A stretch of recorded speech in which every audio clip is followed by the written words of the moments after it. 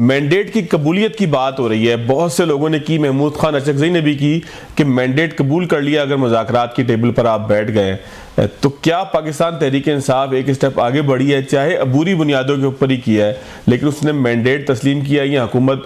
کی جو ہے وہ موجودگی کو تسلیم کرتے ہوئے اس سے بات چیت کا آغاز کیا ہے؟ تو ہم یہ کہہ سکتے ہیں کہ پاکستان تحریک انصاف نے بھی چھکا مارنے کے لیے بیک فٹ کا سہارا لیا جس طرح کرکٹ میں ہوتا ہے، اور حکومت نے بھی جو ہے وہ اپنی پوزیشن سنبھال لی ہے دفاع کے لیے یا کچھ لین دین کے لیے؟ دیکھیں، جو حکومت آج بھی پی ٹی آئی کو ایک انتشاری ٹولہ کہتی ہے، چاہے وہ اسلام آباد ہے چاہے راولپنڈی ہے، اور گزشتہ روز بھی ایپیکس کمیٹی کے اجلاس میں شہباز شریف صاحب ہمارے وزیر اعظم نے ایک بار پھر اپنی تمام تر بندوقوں کا رخ پی ٹی آئی کی طرف کیا ہوا تھا، جتھوں کی بات کی، اسلام آباد پہ یلغار کی بات کی۔ تو ایسی حکومت جب ایک انتشاری ٹولے کے ساتھ بات چیت پہ آمادہ ہو جاتی ہے تو میرا خیال ہے وہ بھی اس کی اپنی ایک پسپائی ہے کہ ان لوگوں جن کو یہ دہشت گرد قرار دے رہے ہیں، فسادی، انتشاری، ان کے ساتھ اگر یہ بات چیت پہ بیٹھنے کو آمادہ ہو گئے ہیں تو یہ بھی اس حقیقت کا ادراک ہے کہ پی ٹی آئی کے ساتھ آپ کو بیٹھ کے بات کرنی پڑے گی۔ لہٰذا اگر حکومت یہ بیانیہ بنانا چاہتی ہے کہ ہماری لیجیٹمیسی، ہماری حیثیت کو تسلیم کر لیا گیا ہے، تو محض ان کے دعوے کرنے سے اور اخبارات یا میڈیا میں یہ بیانیہ بنانے سے تو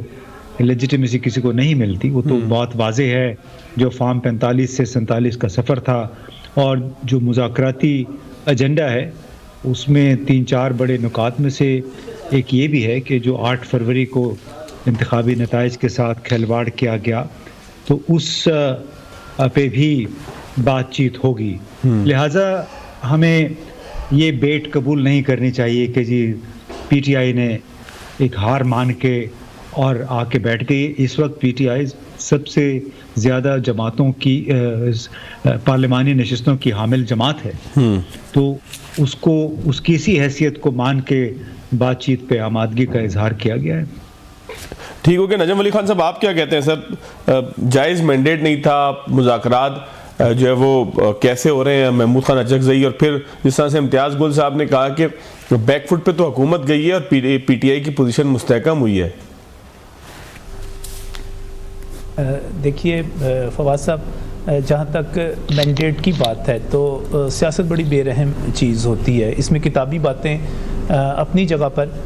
لیکن جو زمینی حقائق ہیں، آپ مینڈیٹ کی تسلیم کرنے کی بات کرتے ہیں۔ میں نے تو جب سے صحافت میں قدم رکھا، آپ مجھے بتائیے کہ کیا 1990 کا مینڈیٹ تسلیم کیا گیا، 1993 کا، 1997 کا، پھر مشرف صاحب کے جو انتخابات ہوئے وہ مینڈیٹ تسلیم ہوا؟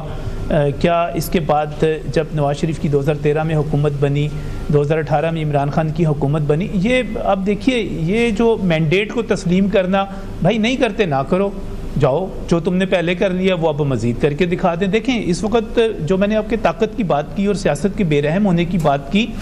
اس وقت صورتحال یہ ہے کہ پاکستان تحریک انصاف کے پاس، اور چونکہ بانی پی ٹی آئی جو ہیں اس وقت شدید فرسٹریشن کا شکار ہیں، ان کے پاس راستہ کوئی نہیں رہ گیا۔ انہوں نے جلسے کر کے دیکھنے تھے، انہوں نے جلسے کر کے دیکھ لیے، سنگجانی کا جلسہ دیکھ لیں، لاہور کانا کا جلسہ دیکھ لیں، انہوں نے ایس سی او کانفرنس سبوتاژ کرنے کی کوشش کی، وہ پوری کر کے دیکھ لی، انہوں نے فائنل کال دی، اس کا نتیجہ دیکھ لیا کہ گنڈا پور اور بشرا بی بی کو وہاں سے فرار ہونا پڑا۔ تو اس کے بعد ان کے پاس کوئی راستہ رہ ہی نہیں کیا تھا کہ ساری عمر جن لوگوں کو یہ کہتے رہے کہ ہم ان سے بات نہیں کریں گے، ان کے سامنے مذاکرات کے لیے باقاعدہ طور پہ ریکویسٹ ڈالیں اور اپنی کمیٹی پہلے بنائیں۔ تو مینڈیٹ کوئی تسلیم کرتا ہے یا نہیں کرتا؟ آج تک پاکستان میں مینڈیٹ تسلیم کس نے کیا ہے دوسرے کا؟ کبھی بتا دیں، کسی ایک جگہ پہ بتا دیں۔ تو لہٰذا یہ سوال ہی نہیں ہے مینڈیٹ کو تسلیم کرنے۔ تو نجم بھائی، جو آج سے پہلے تسلیم نہیں کیا گیا اور آج جو تسلیم نہیں کیا جا رہا، آپ سمجھتے ہیں کہ ان میں مماثلت ہے؟ یہ ایک ہی طرح کی روش ہے، چاہے پھر وہ سلیکٹڈ کی بازگشت ہو، چاہے پھر وہ آر ٹی ایس کی بازگشت ہو، پھر چاہے آج یہ میں نہیں کہتا فواد صاحب، یہ اسحاق ڈار نائب وزیر اعظم حکومت کی طرف سے نمائندگی کرتے ہوئے کہتے ہیں کہ اگر تم یہ کہتے ہو کہ یہ تمہارا مینڈیٹ ہے تو پھر آؤ سوئچ کر لیتے ہیں، تم ہمیں ہمارا پچھلا مینڈیٹ دے دو، یہ لے لو۔ اور اس کے ساتھ ساتھ آپ یہ دیکھیے، روش کوئی بھی ہو، ہمیشہ سے مذاکرات ہی راستہ ہے. میں ابھی جو تھوڑی دیر پہلے کچھ لوگوں کے پاس موجود تھا, بیٹھا ہوا تھا, تو یہی بات ہو رہی تھی کہ اصل میں ہمیں کرنا کیا. ہمیں حکومت کی سب سے بڑی کامیابی یہ ہوگی کہ اگر پاکستان تحریک انصاف, جس کو ابھی خود انتشاری جماعت کے طور پہ کہا جا رہا تھا, اگر پاکستان تحریک انصاف انتشار چھوڑ کر آئین اور قانون کے مطابق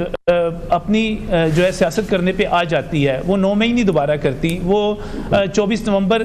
والا طریقہ کار دوبارہ اختیار نہیں کرتی, وہ SCO کانفرنس والا نہیں کرتی, تو میرا خیال ہے یہ ہماری پچھلی کوئی 15 برس کی سیاست کے نتیجے میں 14-15 برس کی بڑی کامیابی ہوگی. لہٰذا مذاکرات تو ہونے چاہیے, اور پاکستان تحریک انصاف اگر یہ سمجھ رہی ہے اس وقت کہ مذاکرات, وہ آرگو کر رہے ہیں نا مذاکرات کے لیے, مطالبات وہ لے کے جا رہے ہیں, اور ابھی تک جو ہمارے سامنے مطالبات آئے ہیں ان میں تو 2 مطالبات ہیں, ایک 9 مئی اور 26 نومبر کے اوپر جوڈیشل کمیشن بنانا, اور دوسرا مطالبہ یہ ہے کہ بانی PTI کو بنیادی طور پہ اور ان سمیت تمام سیاسی قیدی جو ہیں ان کو رہا کیا جائے. اب دیکھیے یہ آگے کس طرف بیٹھتا ہے. دونوں طرف تجربے کار لوگ ہیں, سمجھتے ہیں چیزوں کو, اور میرا خیال ہے کہ اگر آپ آصف علی زرداری کی بات کریں, آپ شہباز شریف کی بات کریں, آپ مولانا فضل الرحمان کی بات کریں, یعنی کہ جتنے بھی پولیٹیشینز جو PTI سے دوسری طرف بیٹھے ہوئے ہیں, آپ ان کی بات کریں تو وہ کچی گولیاں تو وہ بھی نہیں کھیلے ہوئے, اور آج جو کچھ انہوں نے حاصل کیا ہے وہ اپنی حکمت اور تجربے سے ہی حاصل کیا ہے. جس طرح اگر آپ خان صاحب کو کریڈٹ دیتے ہیں کہ وہ اپنی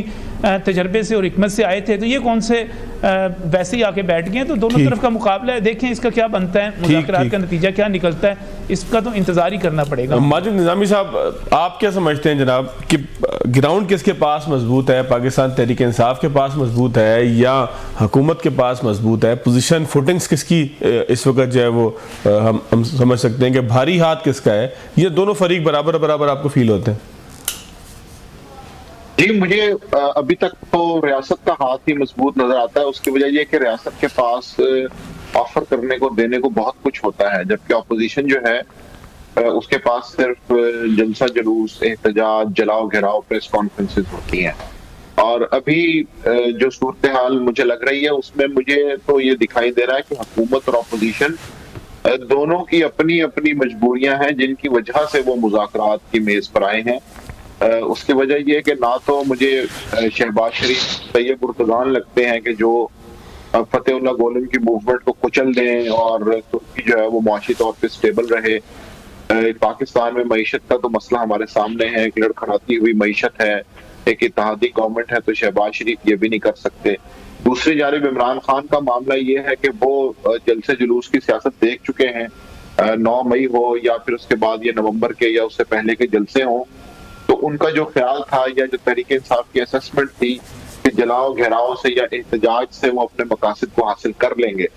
ویسا بھی نہیں ہوا. اور اب چونکہ الیکشن کو 1 سال ہونے کو ہے, تمام چیزیں ہو چکی ہیں, جلسے جلوس بھی کر کے دیکھ لیے ہیں, حکومت نے بھی اپنی طرف سے جتنا بھی ریاستی جبر کرنا تھا وہ کر لیا ہے.